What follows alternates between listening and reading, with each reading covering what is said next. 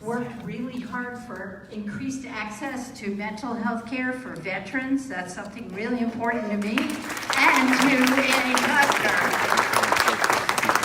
He's protected our public lands and water, and he's worked very hard to improve trade and travel and security at our border with Mexico. And he's had a strong appeal with the youth vote.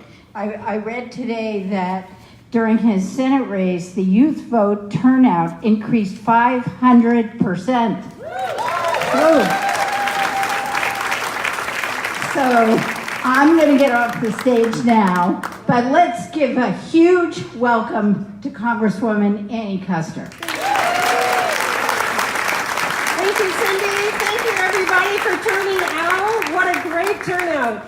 So I have had a wonderful time introducing a number of presidential candidates, but I'm super excited to be with you all tonight because tonight's candidate is actually a good close friend of mine. Beto O'Rourke from El Paso, Texas, was my colleague from the class of 2012. We arrived in Congress together, and we were there for 3 terms, 6 years. And we actually sat together on the House Veterans Affairs Committee. So we had a chance to sit right next to each other for 6 years of hearings and meetings, and we did a lot of work together. Beto will tell you a little bit more about it, but they had a situation in El Paso where veterans did not have access to their mental health care. In fact, when he first was elected, they had to wait 74 days to even get an appointment. And over 30% of the veterans never got help at all. And they had a very high suicide rate, as we do across this country. So Beto and I had the chance to work together. He passed bipartisan legislation that reflected the urgency of getting care to our veterans. But what I really loved was that he rolled up his sleeves and actually went to work in his home community to change the structure and the situation. He was personally recruiting mental health care workers, psychiatrists, and healthcare workers to come to El Paso. And he'd come in and he'd sit down next to me and he'd say, I think we've got a psychiatrist. I think I can convince him to move to El Paso. And by the time this was done, the punchline to this is that by the time he left office, it was down to a 5-day wait to get an appointment. So he's a great thinker, a great leader. He brings people together. I'm so proud. Please give it up for Beto O'Rourke.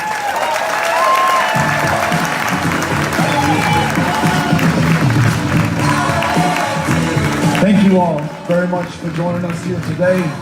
Annie, thank you for the introduction. Senator Rosenwald, thank you for the very kind words and for knowing so much about our part of the world and the service that we tried to provide for El Paso and for welcoming us to your senatorial district. We are grateful. President Jordan and Nashua Community College, thank you for having us in your house. Go Jaguars. Is there a roar or a growl that we make as Jaguars? Okay, teach me that afterwards. To Representative Tulerski of the firm Tulerski and Sons, just met your 2 sons as well. Thank you for being here. Congratulations on your election and the service that you're already providing. This senator, this representative, in part responsible for passing paid family leave so that families can afford, if signed by the governor, we need to keep the pressure up, families can afford to take care of themselves without expense to their income, to their livelihood, to being able to keep a job. And that's so important, and that's a lead that we should follow in Washington, D.C., and I certainly intend to do that. And Annie Custer sat next to her every day on the House Veterans Affairs Committee. And not only did we work on improving access to world-class mental health care at the VA for more veterans, for too many it is still out of reach. And we just learned that the 20 a day that we're losing every day has just been confirmed again. And that's a conservative estimate. 16 of those 20 unable to get care at the VA because they couldn't get in, or they were unwilling because they saw how long the lines stretched. And at some point they just gave up. So care delayed became care deferred, became care denied. It turned into some really tragic outcomes, and it still does. And Annie Custer was a leader on connecting veterans, especially in rural communities, especially in a state that doesn't have a full service VA medical center, making sure that we do everything we can, partnering with private providers, partnering with nonprofit public providers, partnering with anyone, anywhere to make sure that those veterans who have put their lives on the line for this country and earned this care can actually receive it. She and I worked together on a bill that expanded access to mental health care for those women and men who came back with an other than honorable discharge, which before her leadership meant that they were by law precluded from setting foot in a VA to get the care that you and I want them to have. Their rate of suicide twice as high as the general veterans population. Though we were in the minority, we were able to find common ground and consensus. And yes, though this is a four-letter word amongst many of our colleagues, compromise with Republicans to introduce legislation that passed 435-0 in the House, passed the Senate, signed into law by a man with whom we agree perhaps on almost nothing, Donald Trump, but could find enough common ground on this to open up mental health care to veterans with an other than honorable discharge. And then I want to tell you this story. So I was at a town hall like this, held them every single month in El Paso, open to anyone. You could ask any question, level any criticism, raise any idea or proposal. I had a healthy fear going into those meetings. I was going to face my constituents, those whom I served, who put me into this position of public trust, and I was going to account for myself. The votes I had taken, the legislation that we were working on, the progress that we've made or had failed to make. It kept me accountable, made me responsive, and it made me a far better representative than I would have been otherwise. El Paso is home to Fort Bliss, 32,000 active duty service members, the 1st Armored Division, and a population more than 70,000 veterans served out of our VA. So it was not unusual for veterans to come to a town hall to take the microphone, to share with me some of the challenges that they were experiencing, or maybe some of the good stories of being cared for at the VA. A gentleman took the mic at one of these town halls and he said, "I am buying heroin on the streets of El Paso. This journey began with a legally prescribed opioid at our VA, an opioid to which I became addicted. My prescription was cut off with no alternative prescription or therapy or care at all. So I'm taking care of myself and my pain the best that I know how." I told Annie this story. She invited me to a bipartisan task force that she had created, Republicans and Democrats, focused on addressing the opioid crisis in New Hampshire, in Texas, in this country. And not only did we sit and listen to one another's stories and understand that we had a common challenge and a common problem to which we must put everything that we could and put our differences aside to achieve. Thanks to her leadership, she's been able to bring funding to Nashua, to this state and other parts of the country to address substance abuse problems here. So I want to thank her not just for taking the important step of reaching across the aisle, but of actually getting something done, not allowing the perfect to become the enemy of the good, and saving more lives in the process. What a great example and inspiration to me and to others. And just so you know, we spent the last 40 minutes from Concord to Nashua talking about not just Nashua Community College, which she bragged about almost the entire way, but some of the leadership that your state senators and your state reps are taking, ideas that you are pioneering and modeling for the country right here, safe stations, so fire stations where anyone can go in without fear of entanglement in the criminal justice system and get the care that they need if they have an opioid addiction or we have fear of someone overdosing, saving lives in the process, something that we should expand to other parts of the country. She pointed out a pilot program in this state where those who are incarcerated are getting access to mental health care treatment and substance abuse treatment. It can be a model not just for the rest of New Hampshire, but for the rest of the country. When you think about the fact that we have the largest prison population per capita on the face of the planet, and there are comorbidities in those prison populations of substance abuse and untreated mental health care challenges, know this, that when we release people who have not received any meaningful care while they have been in our custody, we are almost ensuring that they will come back into our care and custody at public expense, never fully well enough or able to live up to their full potential, reveal their genius to this country, do the things they were placed on the planet to perform, the school that they could have attended, the job they could have held, the taxes they could have paid, that fair share of the burden that they could have shouldered so that it would rest a little bit lighter on the rest of us, the jobs they could have created, the families that they could have been the heads of. All of that lost to all of us, y además, to add insult to injury, we are paying through our taxes for their incarceration and their future incarceration until we stop the cycle. I'm so grateful for her courage, for her bravery. This isn't easy to talk about. In a country where so many of us are saying, throw the book at them, lock them up, turn our backs on them. They're bad people. They did bad stuff. We don't care about them. No, they're our fellow Americans, our fellow human beings. They deserve our respect. They deserve to be treated with dignity. They deserve a shot at success if we will just give it to them. So, Annie, just know that I want to follow your lead. I would love to be a partner with you in the White House to make sure that we get mental health care and substance abuse care to everyone, including those who are incarcerated. So again, thank you. You may or may not know or have been to my hometown of El Paso, Texas. I know that at least one of you has been to the state of Texas because I see that Astros hat over here.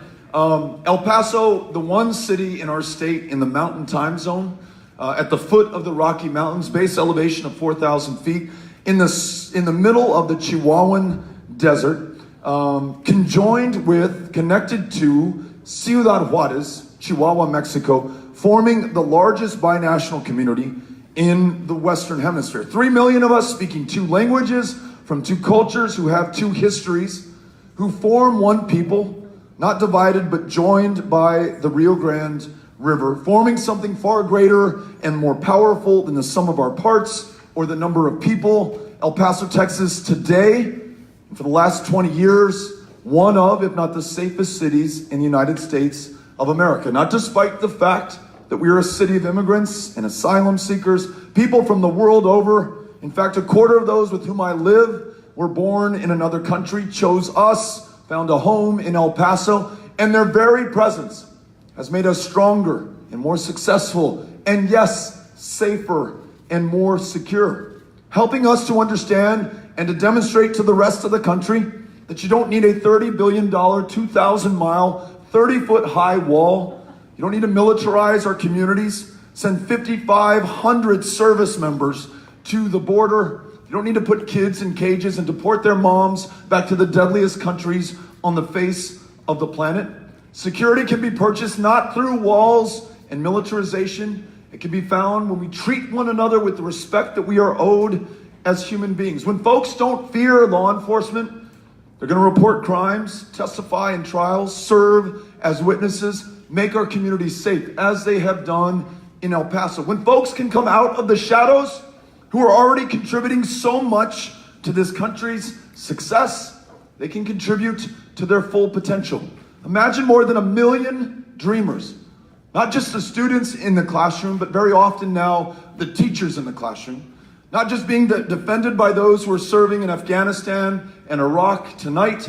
They are serving in Afghanistan and Iraq tonight in any meaningful way, just as American as anyone else in this room, in this country, in our lives.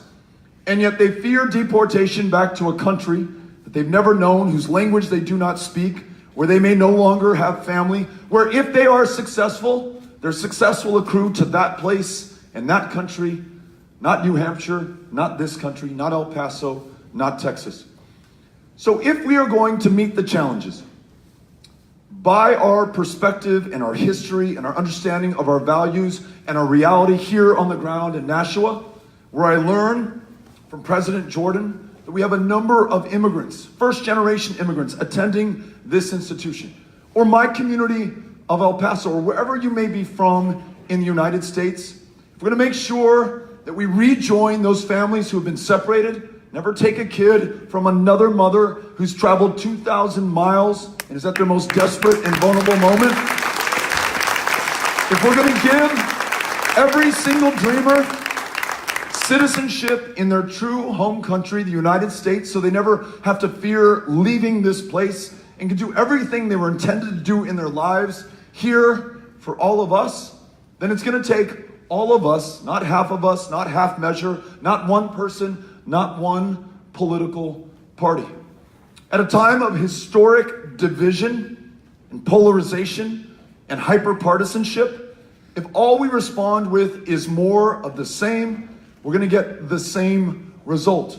The very definition of insanity, I think first defined by Albert Einstein. If, however, we're able to see one another in each other, a shared future in this country, I am confident that we can defy the differences of faith or geography or immigration status or race or anything else that the current president tries to use to keep us apart, to keep us angry, and to keep us afraid. If we come together on immigration, just like if we come together on healthcare and ensure that in a country that is the wealthiest and the most powerful on the face of the planet, in the whole of human history, to ensure that those who cannot see a doctor or afford their prescriptions or take their child to a therapist now can and be well enough to learn, and to go to work and to start businesses and to live to their full potential. If we can come together as a country to make sure that this economy works for everyone, because you cannot work full-time in New Hampshire or Texas and earn $7.25 an hour and put food on the table, a roof over your heads, medication for your kids, and pay back those student loan debts. You have to work 2 or 3 jobs in this state and in mine to make that happen. If we can ensure that women are paid what men are paid for doing the same work in the same number of hours, if we can ensure that you cannot be fired for your sexual orientation, as you can in so many states still in this country, and if we guarantee that if you are ready to earn and want to join an apprenticeship, learn a trade or a skill that will allow you to live with purpose and function in your life and command a living wage for the rest of it, if your job has been automated out of existence and you want to return to the workforce, or you finished raising your kids at home and now you want to earn a paycheck out in the workforce, I want to make sure that in a country that has diminished the power of unions over the last 30 years, that we strengthen them again and provide a pathway for every American to be career ready, at the same time that we want every graduating high school senior to be college ready.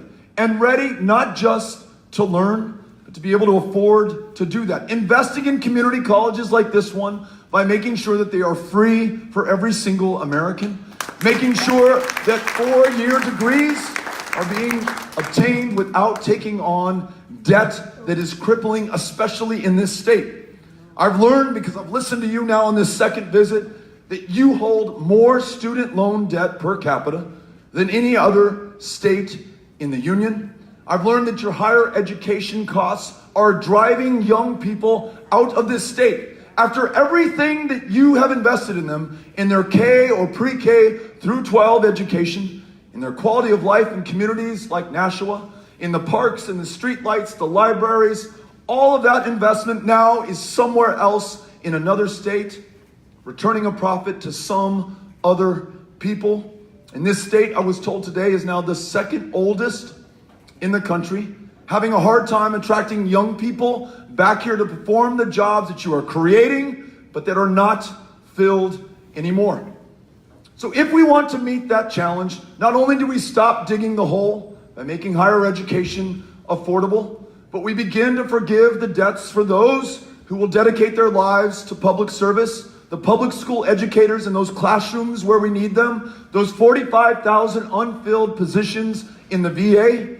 If you're willing to dedicate your life to a community in an in-demand, underserved profession, especially if you are serving kids, the next generation, or those generations that have served this country, then let's invest in you and wipe clear that debt.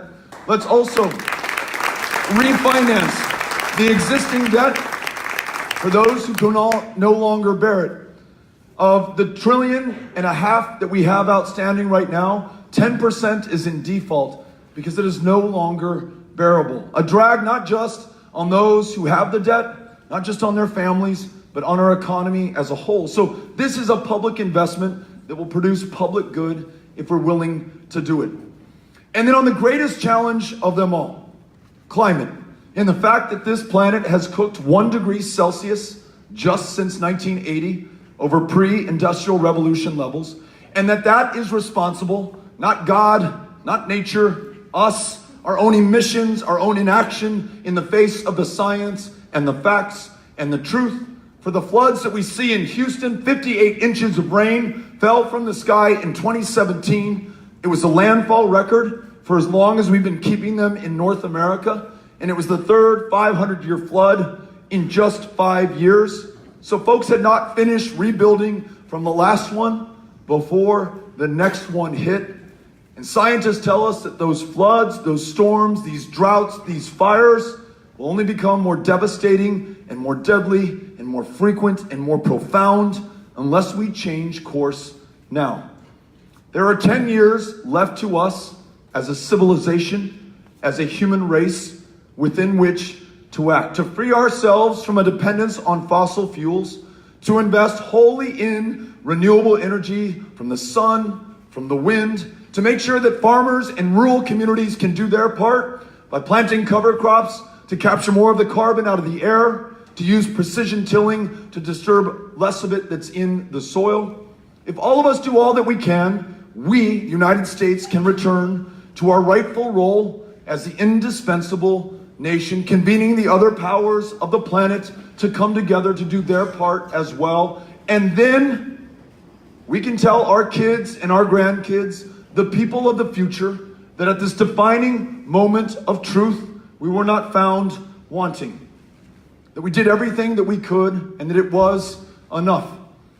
I want to make sure that at this moment, we don't labor under the illusion that any one person, any one president, any one party can make any of this happen. It will take an entire country coming together. That's why we are going everywhere, listening to everybody, writing no one off, and taking no one for granted. This is a campaign for America, for everyone in America. That's why I'm so grateful to be here with you tonight in Nashua to share with you that I'm running to serve you as the next president of the United States of America. Thank you all for having us out and looking forward to your questions and hearing what's on your mind. Thank you very much. All right, if you raise your hand, I will go and call on you. You'll be first. Can I squeeze through? You want to come around? You'll meet me over here? Hand that to me? Yeah, here we go. Actually, get them to line up. Right. Hi, my name is Amber Davis. I'm a college student here at NCC.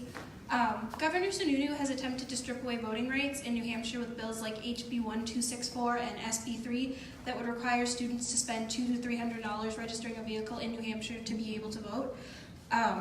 And if you became the next president of the United States, what would you do on a federal level to protect student rights and stop people like Governor Sununu from restricting young people's access to the ballot? Thanks for raising this. I would sign into law a new Voting Rights Act that would ensure that it's one person, one vote in this country, that we defeat measures like these in New Hampshire that seeks to eliminate the ability functionally for many people to be able to vote, to shrink the size of the electorate and the franchise, and that we would learn from the lesson that we have here in Texas, in my home state of Texas. Until 2018, we ranked 50th in the country in voter turnout. And it wasn't for lack of love of civic participation. It was because people were drawn out of congressional districts based on race and ethnicity, and because we have a voter ID law that says you can use your license to carry a firearm to prove who you are at the ballot box, but you cannot use your student ID at El Paso Community College to prove who you are at the ballot box. This stuff is intended to do one thing and one thing only, and it's very successful at doing that. So one person, one vote, new Voting Rights Act, stop any of these efforts to restrict the electorate, same-day voter registration, automatic voter registration, so that when you turn 18, you're automatically registered to vote, end gerrymandering in this country, and get big, dark, unaccountable political action committee and special interest money out of our politics, then this democracy really starts to hum. So thank you for the question. Appreciate it. Okay, right here. Mr. O'Rourke, if you became the president, rumor has it that the Democrats have been campaigning for years to actually abolish the Electoral College. Do you think this will really help if you were president in your goal to equalize the balance of power between Americans, businesses, and our government? Thank you for the question. The short answer is yes. I think that if we want to get back to this principle of one person, one vote, then your vote for the next president of the United States should really count. Hard to explain to ourselves how the winner in the last election got 3 million fewer votes than the loser. And when we think about how the Electoral College was established, it was essentially allowing slave states to count slaves as 3/5 of a person for apportionment in the House. That same ratio was used to determine the number of electors for different states. Hold on a second, let me finish, and then we'll give you another crack, or I can talk to you at the end of this. And what happens now is that entire states are written off. No one campaigns from either party because they are already spoken for. So if we can't abolish the Electoral College, perhaps a compromise is that states award their electors proportionately according to popular vote, so that you have to campaign at the congressional district level in South Carolina, in Massachusetts, in California, places that are either too red or too blue for presidential contenders to campaign in now. You'd start to have people show up, and more folks would have a seat at the table, more voices would be heard, more people would be voting. Thanks for asking the question. Appreciate it. Okay, we're on right here. Hi, I'm Allie. I'm here with one of my children. I have 2 children. My family is an interracial family, and my son, excuse me, has a life-threatening disability, and we're a same-sex family. So right now is a scary time to live in the United States, and there's a lot going on. And because of that, I'm paying really close attention to this election for those reasons. So I've noticed that you're a really charismatic speaker and that there's a lot of attention around all of the great stuff you're talking about, but ultimately the thing that's going to keep my family safe is policy and substance, and I'm interested in that. I'm particularly interested in Medicare for All. I know that initially you supported the Bernie Sanders Medicare for All bill, and then you changed your mind about that. And I saw that a friend of mine asked you a few weeks ago about the JPAL bill, and you hadn't read it yet, which surprised me a little because Medicare is such a big deal in this election. It's going to be a huge issue for all of us. So I'm wondering if you have read it, and if you've read it, if you could talk more about your thinking around Medicare for All, because this is a place where it really takes care of all Americans. It's a place where policy and substance matter. And unfortunately, you know, sometimes the centrism leaves people out. And I'm worried about the safety and well-being of my family in a country that is so centrist that people are left out. Yeah, thank you. Thanks for the question. Thanks for being here. So for me, the goal is guaranteed, high-quality, universal health care. Every human in this country able to afford medication, take their child to a therapist, see a primary care provider, see a therapist or a mental health care provider.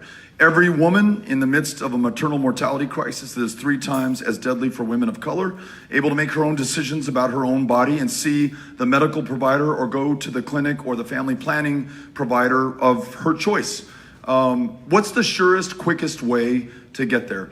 In my mind, it is something that 2 colleagues of Annie Custer's, 2 former colleagues of mine, have come up with. Jan Schakowsky of Illinois, Rosa DeLauro of Connecticut, and instead of Medicare for All, it's called Medicare for America. And it says that everyone who today does not have insurance is enrolled in Medicare. Everyone who has insurance that they cannot afford, premiums that they can't pay, a deductible that they cannot bridge, is free to choose Medicare. Small business owners and their employees who elect to keep employer-sponsored insurance are able to do that. Unions, and I'm listening to members of unions who have health care plans that they like and don't want to enroll in Medicare, are able to keep those. If we make the commensurate investment in Medicare to make it the insurer of choice, I'm confident that more people over time will choose to get there. Part of my concern is that if we hold out for the perfect, it'll become the enemy of the good. We will not have enough common ground to get to universal, guaranteed, high quality. So in my opinion, that explains the choice that I've made, the reason that I think that is the best path, and the fact that it gets us to the shared goal of everybody being covered, of it being high quality, and of it being guaranteed. Right now, as we know, there are people who have insurance, but their care is not guaranteed because they cannot afford the copay or the premium or the deductible. That's the way that I want to get there. So JFL is the Medicare for All companion bill in the House. Again, I understand the appeal of a single payer that would exclude all employer-sponsored plans. And I think that if we were starting over from scratch and building a healthcare plan from zero, that might very well be the way to go. But given the fact that so many people have employer-based insurance today and like it, if we can allow them to keep that while ensuring that everybody else who does not have care gets it, and those who have substandard plans or care are able to transition, then I think that we've met our needs at a much lower cost and much more quickly, at least politically, than if we held out for single payer. So I understand that we may come down differently on this one, but want to just share with you where I think we can go. So thank you, appreciate it. Okay, here's our next question. Thank you. Hi, my name is Cindy. I'm from Marlborough, Mass. I have a question that really, since it just all came up today and it just came out today with the Mueller report, I really want to know where you stand with that. I mean, Barr lied to us now for months, it seems like. And it's a bigger issue. I mean, Russia, getting into our election. We aren't safe going into 2020. I don't feel that way at all. But more importantly, it's just, we have a president who broke all these laws, and I realize, well, I shouldn't say he broke the laws because they can't force this on an indictment, and maybe that's even a different question. But where do you stand on this whole thing? And have you had a chance to, get into any of it today? Yeah, so I've been able to read really just some top lines, only because we have been at different events throughout the day, and I believe it's 400 pages long, so I'm gonna need some time to read the full report and give you a thoughtful, intelligent answer. But some initial thoughts. We've been able to keep this going for 243 years. 2016 and what we have learned since then is a reminder that nothing guarantees us another 243 or even another year or two. That this democracy was under direct attack from a foreign power. And if you did not have collusion, then there might very well have been cooperation, or there was certainly the Trump campaign benefiting from and calling for the release of information by WikiLeaks and by extension, the Russian government.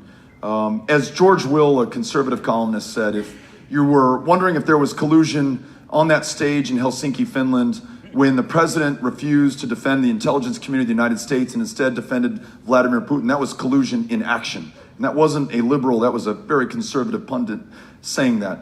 On the issue of obstruction of justice, from what I have read so far of the report, to me, it seems very clear that that was the president's intent. Calling McGahn at home, asking him to fire Bob Mueller from this. And if that were not enough for you, tweeting in broad daylight to Jeff Sessions to end the Russia investigation, firing James Comey, the principal investigator into what happened in our democracy in 2016. And maybe as chilling as all of that is the fact that because our president will not accept the truth or the facts or the findings, he's not protecting this country or our democracy from attacks from that country or other countries going in to 2020. So this extraordinary experiment, a nation founded not on race or ethnicity, as most of the other nations on the planet are, but instead an idea and an experiment that we could freely choose our representatives, and I take it you in New Hampshire are better at that than anybody else on the planet, that this is being compromised and undermined, and that we are still under attack And the person in charge of defending this country will not admit it and may or may not have attempted to work with a foreign power at the expense of this country and our democracy. So I am very concerned. And I think beyond ensuring that we continue to follow the facts and the truth and guarantee that no person is above the law, regardless of how high their position of power or public trust, we've got to defend this democracy, every state, from any further interference going forward. And that's where we get behind our members of Congress, our intelligence community, federal law enforcement, to make sure that if the president won't, at least we can support those who will focus on that going forward. The questions about impeachment hearings, I mean, I'm going to leave that to those members of the House who, as they review those findings, can make that decision. But ultimately, I believe at this point, this is going to be decided in November of 2020 and will inform the choices that we make as a country. So thank you for the question. Okay, here's our next question. Here we go. Sorry, right here. Hi, Beto. Welcome and thanks for coming to Nashua. My name's Elise McDonald. I work in workforce development with refugees and immigrants here in the city. Yep. It's a privilege. Nashua and Manchester are the largest metropolitan area in New England that is not served by passenger rail. It's 43 miles to Boston during rush hour, and it's 2.5 hours on many days for people who are driving. To tie together climate concerns, fighting poverty, and fighting also the graying of the state that you mentioned, passenger rail is just an obvious place to put our energies. How does public transit fit into your infrastructure plan? Makes a ton of sense. The rail corridor that you just defined, for all the reasons that you gave, from pollution to climate, to attracting young people, retaining the young people who are here, making the state more competitive for economic development. It's the same story that we could tell in the desert Southwest, where we want to connect Albuquerque to El Paso to Chihuahua in Mexico, and make the most of who we are and where we are, and then do our part for the next generation. When I was on the city council for 6 years in El Paso, we had perhaps the worst performing transit system in the country. You could get on a bus, but it was not guaranteed to get you to the next destination. And you have a community, one of the poorest urban counties in the United States of America, where so many El Pasoans just don't have a car, don't have a family member or a friend who has the car, depend on that bus to get them to school or to get them to work. If our transit system wasn't working, it was a drag on our community and on our economy. So we invested in it, and it was not inexpensive, but we had a partner, especially in the Obama administration at the federal level, who made that possible. Tiger grants, among other funding sources, that allowed us to turn around Sun Metro. We just put in a fixed rail trolley line that's adding to economic development and growth. And we have a ways to go, but we've made a ton of progress. So this is really important to me, near and dear to my heart from my days on city council. And I know that we cannot pave our way out of traffic demand. It's going to take rail and transit and an investment there. And by the way, connected to the jobs and infrastructure investment that is connected to that. So thanks for raising that as a point. Appreciate that. Okay, we have time for two more. Hi, Congressman. My name is Greta. Thanks for coming. Thanks for your energy and passion, and you're as charismatic in person as you're on TV, so thanks for coming. I live in Western Mass. I'm an older single mom. I'm raising a young, gifted, and black male teenager, so healthcare, financial stability, climate are issues that are really important to me. And I know that you resist labels. You don't want to be called a progressive necessarily, or the party label, that you say that you want to be for everybody, work for everybody. So, my question has to do with, governments, depending who's in power, and parties work for some at the expense of others, right? They serve some more than others. And these are such dangerous times, right? I'm really looking for somebody who will fight for the issues that matter to my family and families like mine. And I look at your record, and it looks like your interests are more aligned with corporate and Republican interest. Despite being from a blue district, 167 votes in opposition to majority Democrats, you supported the Republicans to limit consumer financial protections. When you left Congress, you had the second highest recipient. You were the second highest recipient of campaign cash from gas and oil. So, I'm wondering, can you sign on to something like the Green New Deal, which is for all of us, really work for everybody? And to follow up on healthcare, my understanding of Medicare for All's advantage is that it frees up so much money from taking out the private insurers, really getting us to be able to get healthcare to everybody. Can you comment? Sure. Thank you. Thanks for being here, and thanks for raising the questions.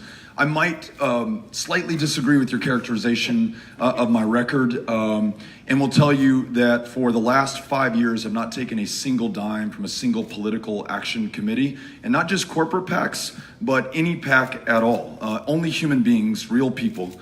I disagree with the 2010 Supreme Court decision that says that corporations are people, that money is speech, and that corporations can spend unlimited amounts of money in our democracy. And I want to walk the talk, not just introduce legislation, but live that.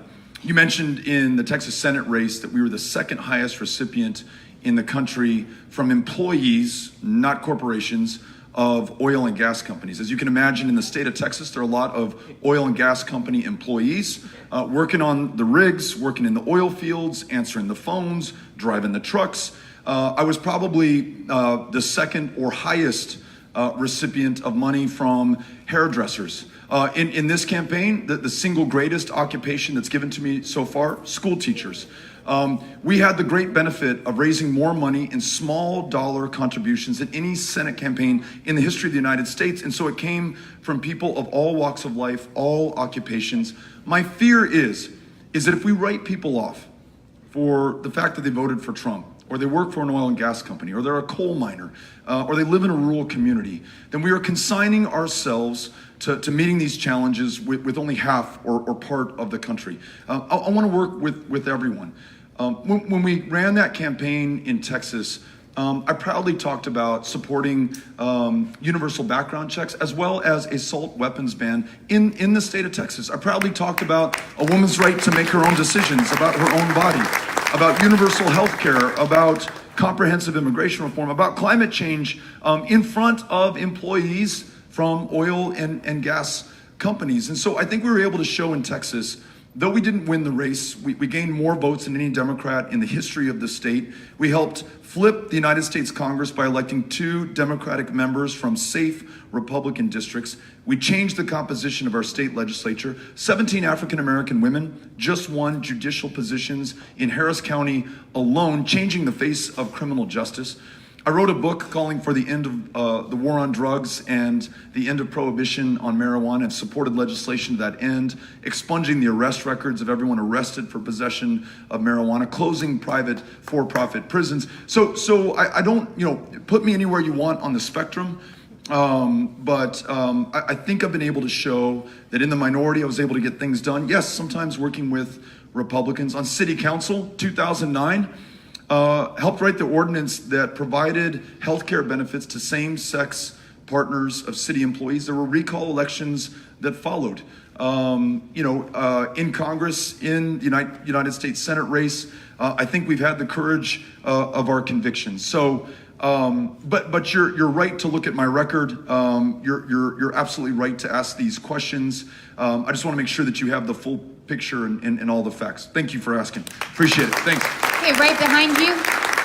This is going to be our last question. Hey. Hi there, how are you? Good. Thanks for coming. I'm Casey, I'm from Melrose, Mass.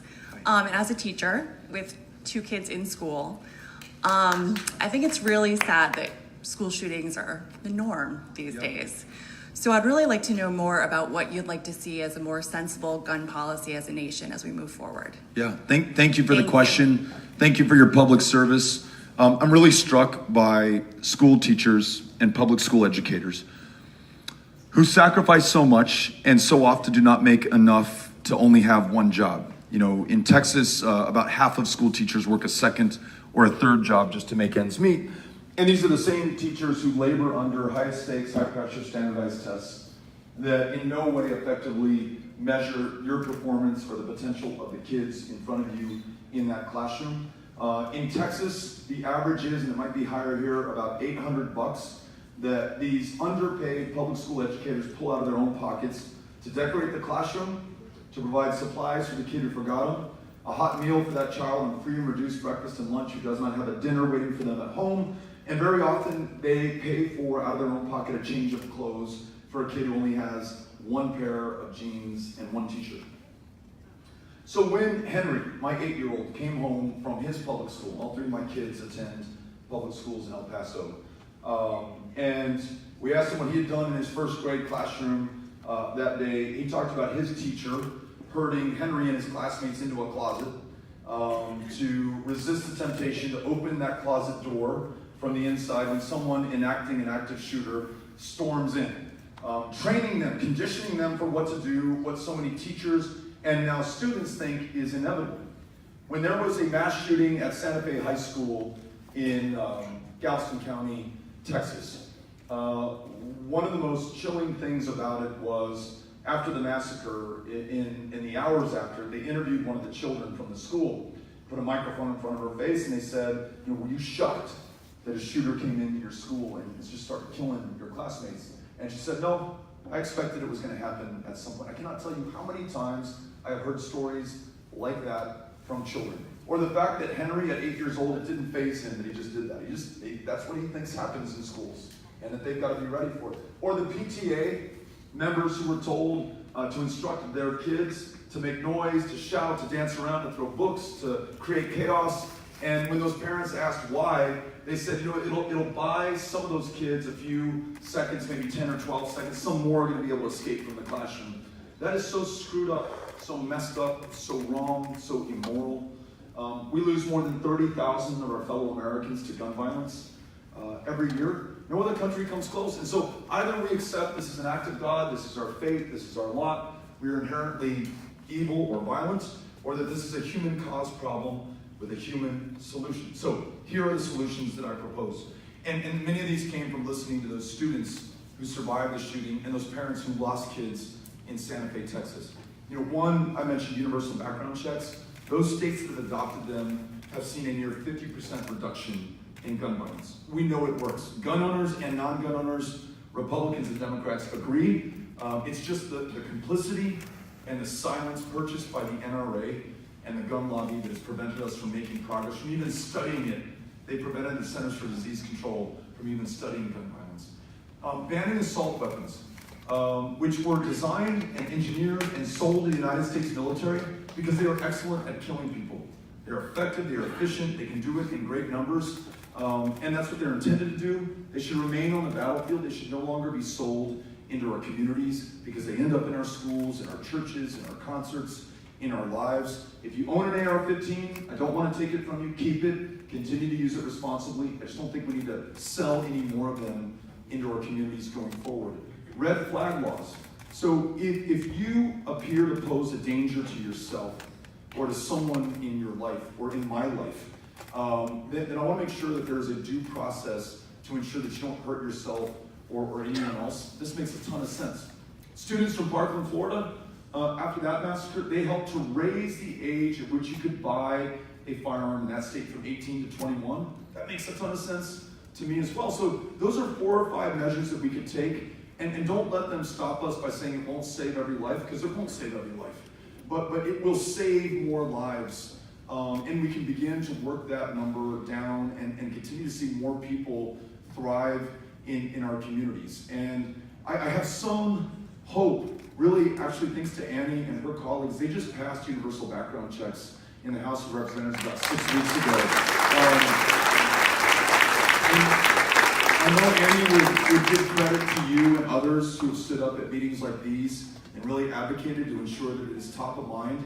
And so you've got to think in the first months of being in the majority for the first time in 8 or 10 years, after the shutdown finally ended, caused by the president, one of the first orders of business was to pass this. So just know that there's reason for us to have hope, and if we can pressure now their colleagues in the Senate, if we can get somebody else in the White House, we can really begin to make some progress. So thank you for the question. Thank you all for being here.